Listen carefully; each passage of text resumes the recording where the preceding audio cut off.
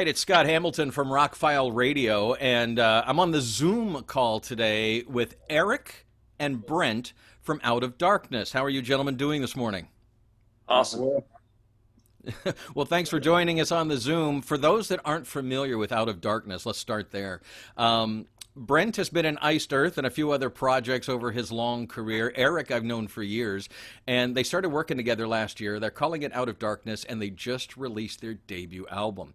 You guys come from different backgrounds. How did you meet? How did you decide to work together? Well, I had been working with an old friend of mine, Rich Brown. He managed a band of mine about 25 years ago, and we finally got the chance to work together again. I'm on a long break from Iced Earth, so I wanted to start my own band. And he was fishing around on the internet, and he found a video of Eric doing a song that we actually do on the record called "I Surrendered." He's like, "You got to check this guy out. You know, he's really awesome and whatnot." And I was like, "Yeah, whatever, you know." But I checked it out, and I was totally blown away. And I was like, "You were right. You know, this guy's killer, man. I think you know, we could do something with that." So he had Eric come to Orlando, and I came down there as well. And we met. We seemed to hit it off really good right away. We went to a jam night. And we seemed to have instant chemistry. So from there, it's like, okay, you know, I think we can really do something with this. So that's kind of how it began. Oh. Lost you. There you are. There you go. Eric, you want to add to that? I mean, yeah, for the most part, that's how it went down. You know, I met Rich. He introduced me to Brent. He put us in a room in a bar and threw us on stage. You know, for some random people that were there at the bar. We played some metal classic tunes, and I don't know, we just kind of hit it off. And then we said, okay, let's do this. You know, next thing I knew, I was moving across the state, making a record. You know. You started on all this long before this COVID stuff happened, and that's affected a lot of bands. But has it given you guys a little bit more time to work on things, to, you know, I don't know, to prepare this you know, eventually getting back to normal with touring and all the normal stuff? But you had to do a record release during all of this, so I imagine you had a little bit more time to get things prepared. It was kind of a bumpy ride. Go ahead. Yeah. Yeah, no, it was kind of a crazy ride because, you know, everything started off real smooth. You know, we were working just a while before COVID started, and we started working on some tunes, and then we went in to hit the studio, and then all of a sudden everything shuts down, you know, in the middle of us recording the record, you know, and it's like, oh man, what are we gonna do? So we lost maybe like a month of time, you know, just like sitting around while the studio was shut down, while pretty much the world was shut down. But it was cool because, you know, it gave us a shot to kind of tighten up a little more before finishing up the songs. And, you know, I think the end product speaks for itself. You know, I like how it came out. It's a killer sounding record, in my opinion. So I'm happy with it, you know. Why do we call it Seize the Day? Why the title? Well, I guess there's a lot that goes into that. There's every day is kind of another chance to bring yourself up and go forward and do something with yourself. And this record was kind of that same idea throughout the whole record. You know, there was this moment where I said, I'm either going to quit music or I'm going to go forward. And then I got that call from, you know, Rich and from Brent. And I said, you know, I've got to do this. So we came together and we seized the day. And, you know, I think the record kind of gathers around that, you know, in a way. Amen. Amen, brother. Yeah. Well, the album is out now. It's available on your website, outofdarkness.live, right? Yep. Sir. Yep. So I'm hearing a lot of different influences on the album. It's very modern. It's a little proggy. It's a little metally. You guys want to talk about some of the influences that brought you guys together and then made their way onto this album?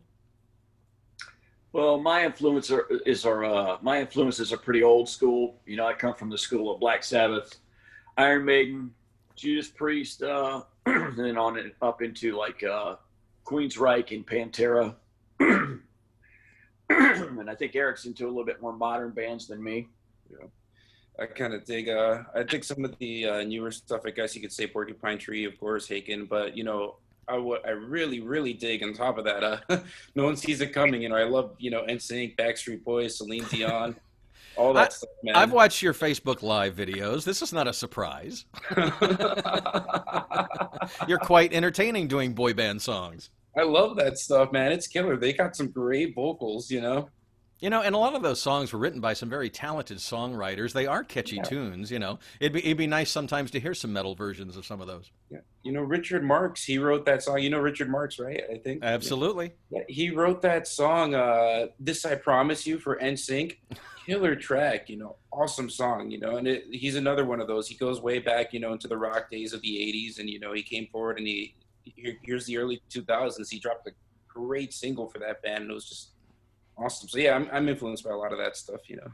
I'm picturing this now. You guys get into a conversation about doing a cover, and we go everything from an old Iron Maiden song to an NSYNC song. That would be an interesting conversation, I'm sure. I think I suggested Michael Jackson for a cover. We ended up doing some other stuff, which I'm glad we did because we've got some really great covers lined up. But for our show this Saturday, Good segue. yeah, this Saturday at the Brass Mug in Tampa, you know, it's going to be our debut event. It's going to be a historical night for us.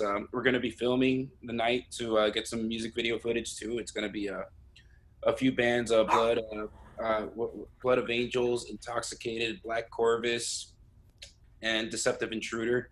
Yeah. Doors are at 7. Show starts at 8. Tickets are $10. All ages. It's going to be a great night. Bring your mask. Yep. One and only debut gig. Hey, I think that's great. I think you know, as long as safety is part of the rule, I think it's time to get back to doing some fairly normal things. And man, I miss rock shows. I really, really miss rock shows. Yeah. Yep. I'm so stoked to finally get out there and, you know, do a show and be at a show and just, you know, the whole atmosphere of it. I'm stoked for it. I can't wait for tomorrow. How do you guys rehearse? Do you do a lot of rehearsing online? No, No? no, do any of that actually. The one guitar player lives in town, so he just jots across town. I've got a music room here, and the other guys just come up and they stay with me for the weekend. You know, we just do like a marathon on Saturday and Sunday. So how did you hook up with Cody, Bronzell, and Sean? Okay. Well, let's go backwards. We'll start with Sean. He was the last of the band. He's an old friend of mine. This is actually the third band that we're playing in. We were looking for somebody that was really solid. He's got a lot of natural talent, and he's a great backing vocalist as well. So me and Rich just contacted him, and he was very interested in doing something. And he seems to be really into it. He seems to really dig the songs. As far as the other guys, I'll let Eric take it from here. All right. Yeah. So after that, we got before Sean, we got Cody. Cody Such came on board because we were kind of scouring the internet trying to find somebody in Florida, you know, the general vicinity of Florida, that had some great technical abilities. Because we had the great Bobby Coble from Death. He played on the record. He played a few guitar solos. So we needed somebody that could really keep up with that, you know. So we found Cody online on Facebook, and we reached out to him, and he came on board. Then before that, Bronzo, he was the first on board after me and Brent. We found him actually at the same bar that me and Brent first jammed at.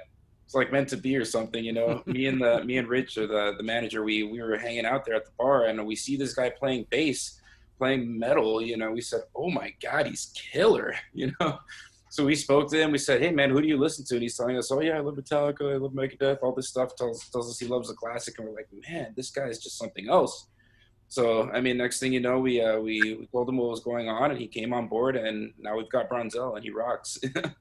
And chemistry, man. When that comes together in a band, it's just you can't avoid looking at it. You got to jump right in there and give it a try, right?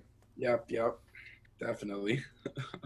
So tell us about the event again tomorrow. Give us all the details, because anybody in the Tampa area or in Central Florida in the first place need to get over there.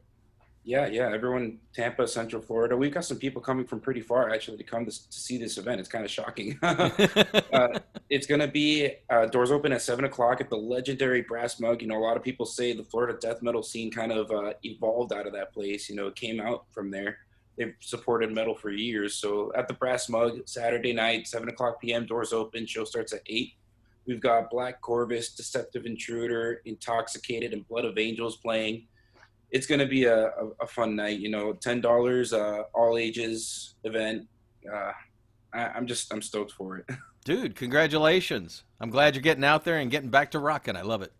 Thank you, man. I'm stoked. So, Eric, Brent, thank you very much for a great album worth listening to. I hope everybody picks it up, downloads it, streams it, whatever, you know, however they can listen to it. Just listen to new music. Let's keep rock and roll and metal going, people. That's what we got to do. I mean, it's my mantra. So both of you guys, thanks for taking time out of your day and talking about the project. We hope to have you back here soon. Cool stuff. Hey, we're going to shooting footage for a music video Saturday night as well. Just wanted to throw that in there. So cameras will be rolling. Everybody wear your Saturday night best. Yeah. Let's put you in a video. Out of Darkness, Eric and Brent, thank you very much. Thanks, man. Nice talking, man. Love lives. Have a great weekend. You too.